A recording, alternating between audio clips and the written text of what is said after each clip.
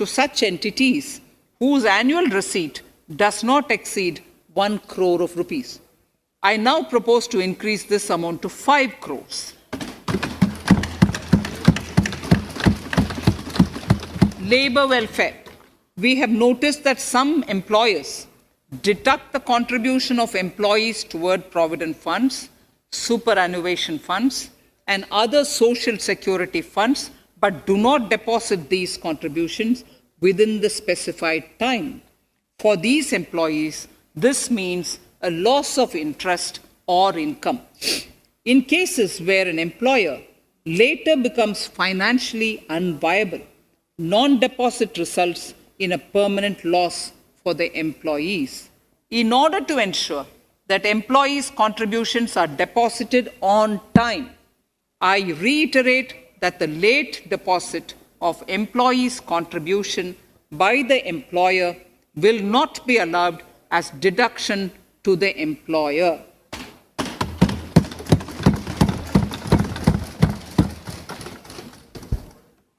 Incentives for startups. In order to incentivize startups in the country, I propose to extend the eligibility for claiming tax holiday for startups by 1 more year, till 31st March 2022. Further, in order to incentivize funding for the startups, I propose to extend the capital gains exemption for investment in startups by 1 more year, till 31st March 2022. Sir, I now come to indirect tax proposals. GST. Before I come to my indirect tax proposals, I would like to appraise the House on GST. The GST is now 4 years old, and we have taken several measures to further simplify it. Some of the measures include nil return through SMS, quarterly return and monthly payment for small taxpayers, electronic invoice system, validated input tax statements, pre-filled editable GST return, and staggering of returns filing. The capacity of GST and system has also been enhanced. We have also deployed deep analytics and artificial intelligence to identify tax evaders and fake billers and launched special drives against them. The results speak for themselves. We have made record collections in the last few months. The GST Council has painstakingly thrashed out thorny issues. As chairperson to the Council, I want to assure this House that we shall take every possible measure to smoothen the GST further and to remove anomalies such as inverted duty structure. Custom duty rationalization. Our custom duty policy should have the twin objective of promoting domestic manufacturing and helping India get on to global value chain and export better.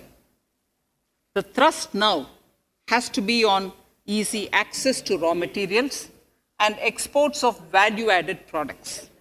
Towards this, last year, we started overhauling the customs duty structure, eliminating 80 outdated exemptions. I also thank everyone who responded overwhelmingly to a crowdsourcing call for suggestions on this revamp. I now propose to review more than 400 old exemptions this year. I repeat, I now propose to review more than 400 old exemptions this year. We will conduct this through extensive consultations, and from 1st October 2021, we will put in place a revised customs duty structure free of distortions. I also propose that any new customs duty exemptions, therefore, henceforth will have validity up to 31st March, following 2 years from the date of the issue. Electronic and mobile phone industry. Domestic electronic manufacturing has grown rapidly. We are now exporting items like mobiles and chargers. For greater domestic value addition, we are withdrawing a few exemptions on part of chargers and sub-parts of mobiles. Further, some parts of mobiles will move from nil rate to a moderate 2.5%. Iron and steel. MSMEs and other user industries have been severely hit by a recent sharp rise in iron and steel prices.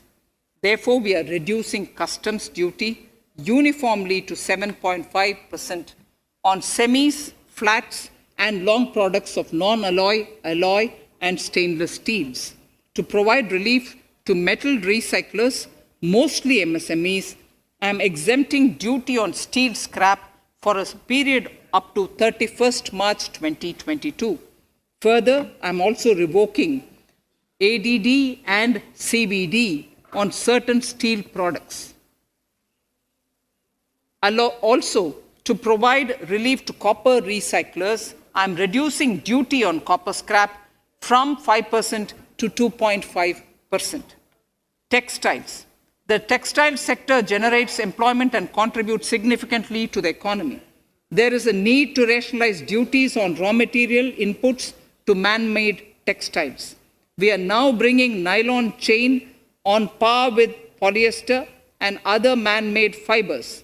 We are uniformly reducing the BCD rates on caprolactam, nylon chips, nylon fiber, and yarn to 5%. This will help the textile industry, MSMEs,